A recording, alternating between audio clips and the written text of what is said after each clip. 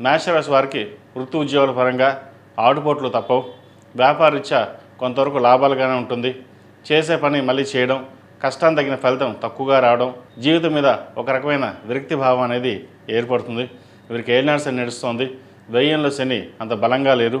అయితే ఏదైనా ఒక పని సాధించాలి అని అనుకున్న ఏదైతే ప్రారంభిస్తారో అది నిదానంగా అయినా సరే అది పూర్తి అవుతుంది. వ్యాపారంలో కొంత లాభాల దిశగా కూడా వచ్చే అవకాశాలు లేకపోలేదు. కష్టే ఫలినట్టుగా కష్టానికి తగిన ప్రతిఫలం లభిస్తుంది. వివాహాది శుభకార్యాల విషయంలో ఘనంగా నిర్వహించాలని యోచిస్తారు. మంచి సంబంధం కుదురుతుంది. ఏదైతే సంబంధం కుదిరిందో అది మంచిదా కాదా అనేది జాతక విశ్లేషణ చేసుకుని ముందుకు వెళ్ళడం చెప్పదగినది. అదేవిధంగా సహోదరి మధ్య ఉన్న విభేదాలు తొలగిపోతాయి. శుభకార్యాల్లో పాల్గొంటారు. దైవ దర్శనాలు ఎక్కువగా చేసుకుంటారు. సంతానం సంబంధించిన విషయ వ్యవహారాలు చాలా చక్కగా ఉన్నాయి. విద్యలోనూ ఉద్యోగంలోనూ బాగా రాణించగలుగుతారు. మీ కష్టం తగిన ప్రతిఫలం చక్కగా లభించిందనే భావన ఏర్పడుతుంది. అదేవిధంగా నూతన రుణ ప్రయత్నాలు చేసే అవకాశం గోచరిస్తుంది.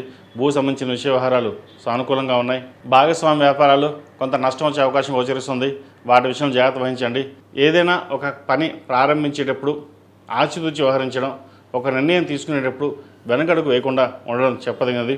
ఉద్యోగంలో స్థిరత్వం కోసం శని స్తోత్రం పండించడం, ఓం నమః శివాయతో దీపారాధన చేయడం చెప్పదగిన సూచన. ఈ రాశిలో జన్మించిన స్త్రీలకు వృత్తి ఉద్యోగాల పరంగా వ్యాపార పరంగా అనుకూలంగా ఉంటుంది. సంతానం సంబంధించిన విషయ వ్యవహారాలు సానుకూలపడతాయి. ఆరోగ్య విషయంలో కొన్ని జాగ్రత్తలు తీసుకోవాలి. దూర ప్రాంత ప్రయాణాలు కలిసి వచ్చే విధంగా గ్రహాదులు గోచరిస్తోంది. పునర్వివాహ ప్రయత్నాలు చేసేవారికి, వివాహ ప్రయత్నాలు చేసేవారికి కాలం అనుకూలంగా ఉంది.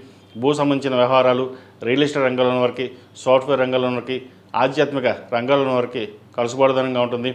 సినీ కళాకారులకు కష్టే ఫలినట్టుగా కష్టాంతగిన ప్రతిఫలం కొంతవరకు లభించే దశగా గ్రహతులు గోచరిస్తోంది. ద్వితీయాధిపతి సప్తమాధిపతి అయిన శుక్రుడు జన్మరాశిలో ఉన్నారు. అదేవిధంగా రాశ్యాధిపతి అష్టమాధిపతి అయిన కుజుడు వ్యయంలో ఉన్నారు. శనితో కలిసి బుధుడితో కలిసి విదేశాలు వెళ్లాలనుకునే వారికి కాలం చక్కగా ఉంది. విదేశీ ప్రయత్నాలు, H1B, గ్రీన్ కార్డ్ సంబంధించిన విషయ వ్యవహారాలు వచ్చే అవకాశాలు గోచరిస్తోంది. అదేవిధంగా దూర ప్రాంత ప్రయాణాలు కలిసి వస్తాయి. లాభాలు బాగుంటుంది. ఏదైనా నలుగురితో పాటు కలిసి మన పని మనం చేసుకోవడం మంచిది. మనం ఒంటరిగా ఏది చేయలేము. మనం ఎంత కష్టపడి నీతిగా ఉన్నా కూడా పక్క వాళ్ళు మన మాట వినకపోవడం ఇదొక బాధాకరమైన విషయం అని చెప్పొచ్చు. ఏదైనా సరే దైవానుగ్రహం మీకు చక్కగా ఉంది. ఎన్ని కష్టాలు వచ్చినా ఆ భగవంతుడి దయ వల్ల అన్నీ మేలే జరుగుతాయి.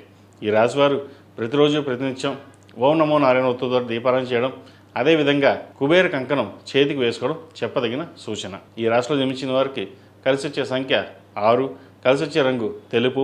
ఏదైనా పని మీద బయటకు వెళ్ళేటప్పుడు సోమవారం కానీ గురువారం అడిగిన వెళ్ళండి. మంచి ఫలితాలు సంప్రాప్తిస్తాయి. ఈ పూజస్టోర్.in పసుపు కుంకుమ నుంచి దేవతా విగ్రహాల దాకా అన్ని రకాల పూజలు, వ్రతాలు, గృహప్రవేశం, హోమాది శుభకార్యాలకు కావలసిన పూజా సామాగ్రి అంతా ఒక్కొక్క క్లిక్ తోనే మీ ఇంటి వద్దనే పొందండి. ఈ పూజస్టోర్.in